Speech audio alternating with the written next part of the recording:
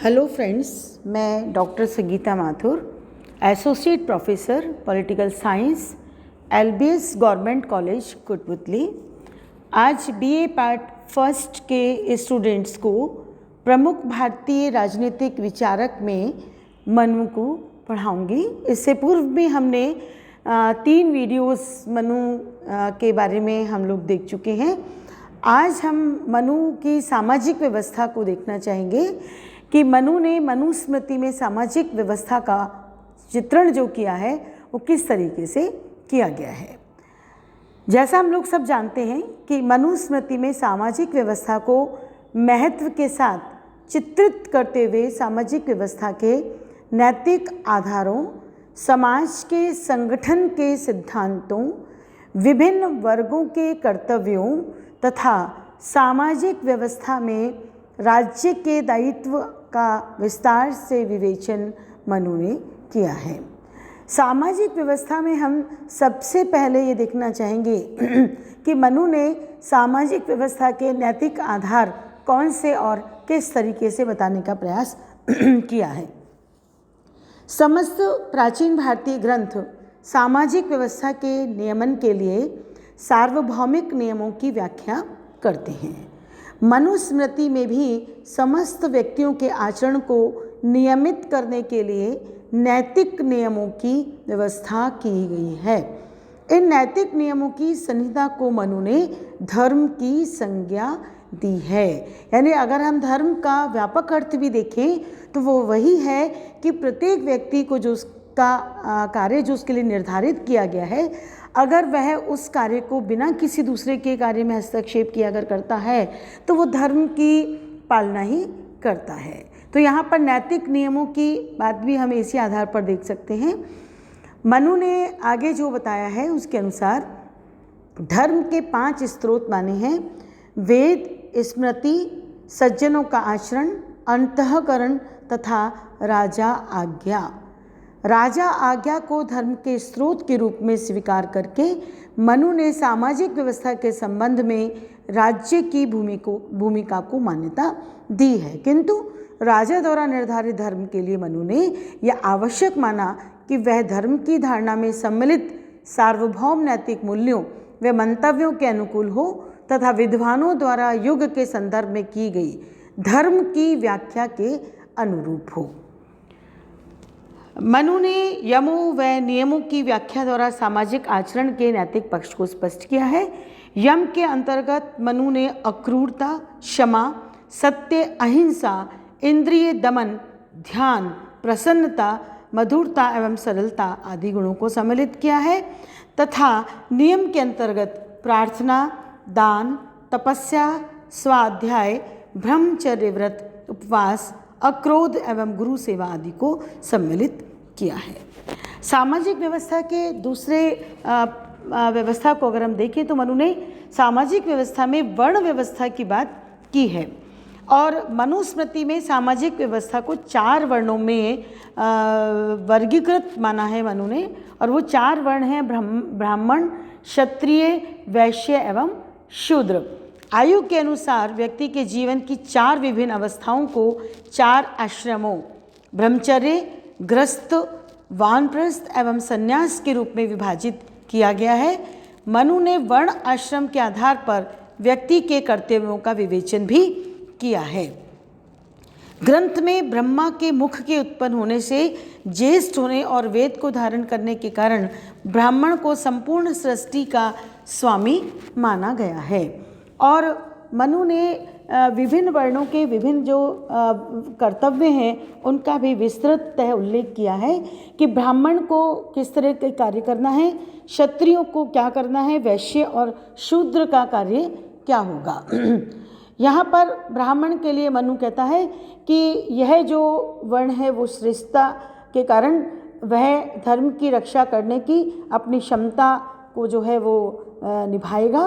और मनु ने ब्राह्मण को सम्मानित स्थान दिया है और कहा है कि ये जो वर्ण है वो सर्वोच्च है और ये अपने आप में किसी भी व्यवस्था के जो दायित्व हैं उनकी पूर्ति करता रहे और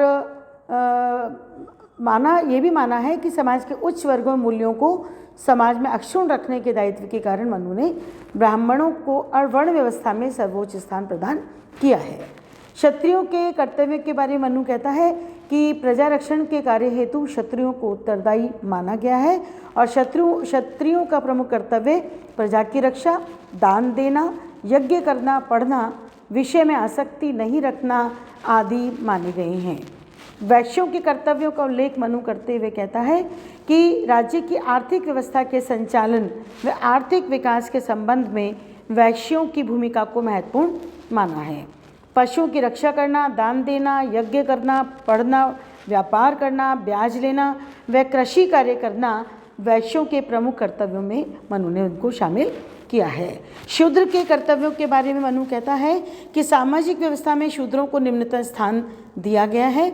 उन्होंने शूद्र वर्ण को शेष तीनों की सेवा का दायित्व प्रदान किया है और मनु के अनुसार ब्राह्मण ने ब्राह्मणादि तीनों वर्णों का अनंदिक रहते हुए सेवा करने को शूद्र का प्रधान कर्म बताया है। ग्रंथ में चारों वर्णों में से शूद्र को ही वेदों के अध्ययन से वंचित रखा गया है।